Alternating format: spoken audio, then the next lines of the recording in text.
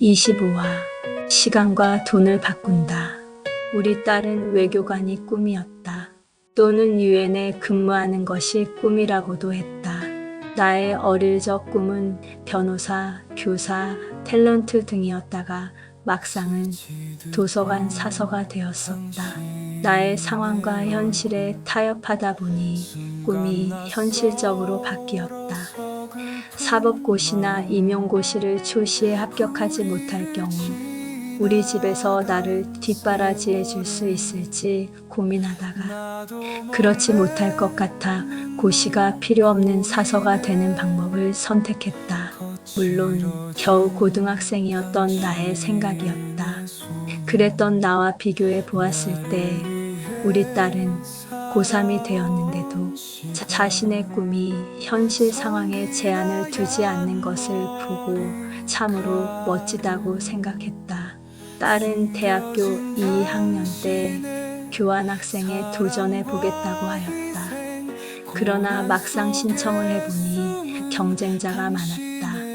2명 선발하는 파리 지역에 신청한 학생이 200명이라고 하니 낙심되어 그냥 시험 공부나 할 것 그랬나 싶고 영어로 작성해야 하는 학업 계획서조차 잘 진행되는 것도 없이 시험 공부 시간을 뺏고 집중도 안 되고 괜한 짓 하는가 싶기도 하다며 상의하는 전화가 왔다.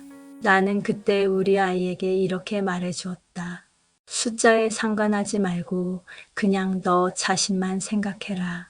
만약 어떤 애가 선발되었다고 생각을 해봐.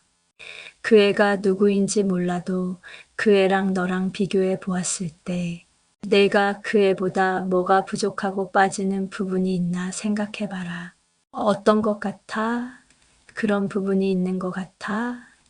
이 말을 하는 나조차도 그 어떤 아이가 선발되었다고 가정했을 때 우리 아이가 그 아이에 비해 어떤 점이 부족하다는 생각이 들지 않았기 때문에 나의 생각을 전달하기 위해 노력한 것이다.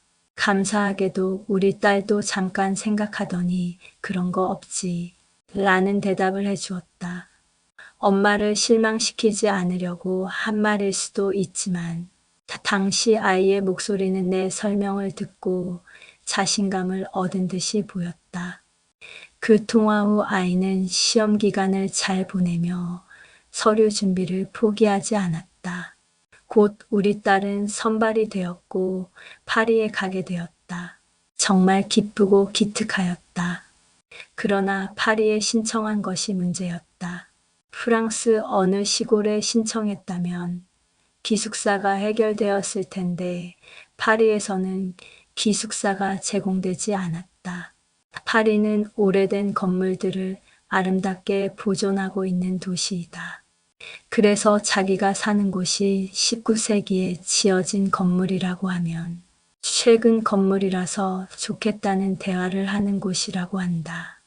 도시 경관을 위해 신축 건물을 짓지 않고 아름다운 옛 모습을 그대로 유지하고 있는 것이다.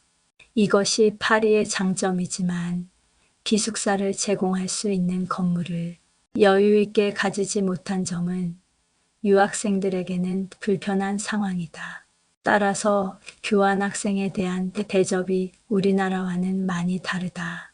우리나라에 교환학생으로 오는 외국인들은 정말 좋은 대우를 받으면서 오는 것과 비교하며 사원에서 떠나는 유학길이 불만스러울 수밖에 없었다. 딸아이에게 파리 가기 전에 인터넷 사이트를 통해 방을 구해놓으라고 했지만 그게 말처럼 쉬운 일이 아닌지 보지 않고 어딘지도 모르는 집을 덜컥 계약할 수 없었던 딸의 마음도 이해가 된다. 우리 딸은 결국 방을 미리 구해놓지 못했고 나는 방도 정해지지 않은 상태로 딸 자식을 혼자 보낼 수는 없었기에 파리행의 딸과 동행하게 되었다. 나는 사정상 돌아오는 비행기를 3주 뒤로 정해놓았기 때문에 방을 빨리 구할 생각이 머릿속에 가득 차서인지 파리고 뭐고 간에 아름다운지 이국적인지 아무 감동이 없었다. 한 번은 지도를 보고 원하는 곳을 찾다가 루브르 박물관이 나왔는데도 왜 루브르지? 너무 왔나 보다 다시 올라가 보자. 라고 하는 우리의 대화 속에서 루브르는 우리 모녀에게 완전히 무시당하는 존재가 되어버리기도 했다. 방을 구하고 나서야 소피아 성당, 몽마르트르 언덕 위의 사크레케르 대성당, 루브르 박물관, 베르사유 궁전, 오르세 박물관 등을 보았고 샹젤리제 거리도 걸어보았다. 나중에는 체력이 부족해서 언제 어디서나 보이는 에펠을 첫날 일정으로 잡은 것을 후회하기도 하였다.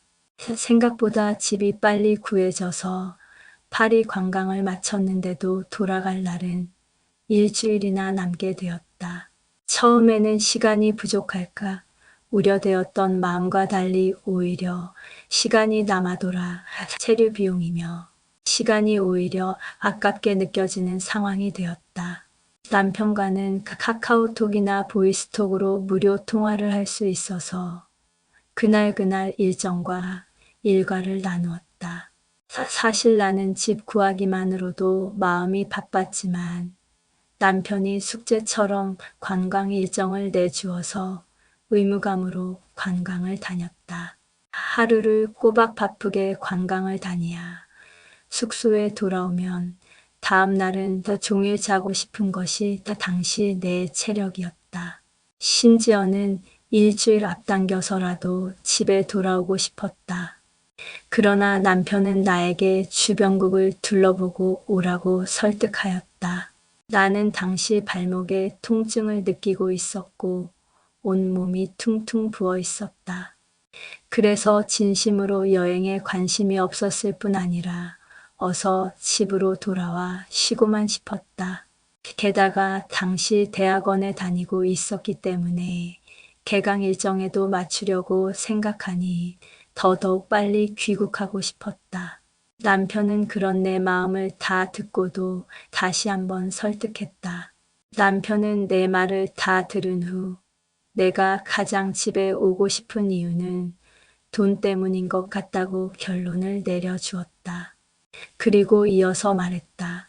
12시간 비행기를 타고 거기까지 갔는데 1시간만 더 가면 이탈리아도 가고 또 1시간만 더 가면 영국도 갈 수 있는데 왜 가지 않느냐고. 다시 가고 싶어도 그때는 건강이 없거나 시간이 없을 수 있기 때문에 간 김에 가야지 그냥 돌아오는 것은 정말 아까운 일이고 나중에 크게 후회할 일이라고 간곡한 말로 나를 설득했다. 나는 만사가 귀찮았고 여행에 관련해서 아무 준비도 없었지만 남편의 간곡한 말로 인해 마음이 움직였다. 다음 날 갑자기 이른 아침 비행기를 타고 이탈리아로 갔다. 이어서 영국도 갔다.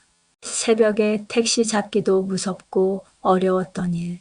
여행 중에 신용카드 핀 번호 6자리를 몰라서 갖고 있는 현금으로만 아껴 쓰느라 호텔비를 깎아달라고 했던 일. 이탈리아에서 여자만 둘이 여행하느라 위험을 느꼈던 일. 촉박한 일정으로 인해 영국 공항에 새벽 1시에 도착해서 피곤으로 쓰러질 것만 같았던 기억 등 당시에는 즐거움도 별로 못 느꼈던 여행이었다. 여행 직후는 어땠던가? 의지할 데 없는 딸을 타국에 혼자 두고 오는 내 마음은 찢어지고 아팠었다. 걱정 말라며 꼭 안아주고 손도 흔들어주고 웃어주던 딸을 내 입장에서는 버려두고 오는 것만 같았다. 공항에서 흐르는 눈물을 주체할 수 없었다. 사람들이 보든 말든 나는 기내에서도 눈물이 줄줄 흘러내렸다. 나의 이런 슬픔을 아는지 모르는지 현실은 여전히 내게 똑같은 생활을 요구했다. 딸을 걱정할 새도 없이 집에 돌아와 해결해야 할 일이 산재해 있었다. 대학원 새 학기가 돌아와서 학교에 갔더니 첫 일주일을 결석한 사유서를 써내라는 교수님도 있었다. 대부분의 교수님들은 이해하고 넘어가 주셨지만 첫 줄을 놓친 탓에 무엇보다 나 스스로가 적응하기에 어수선하였다.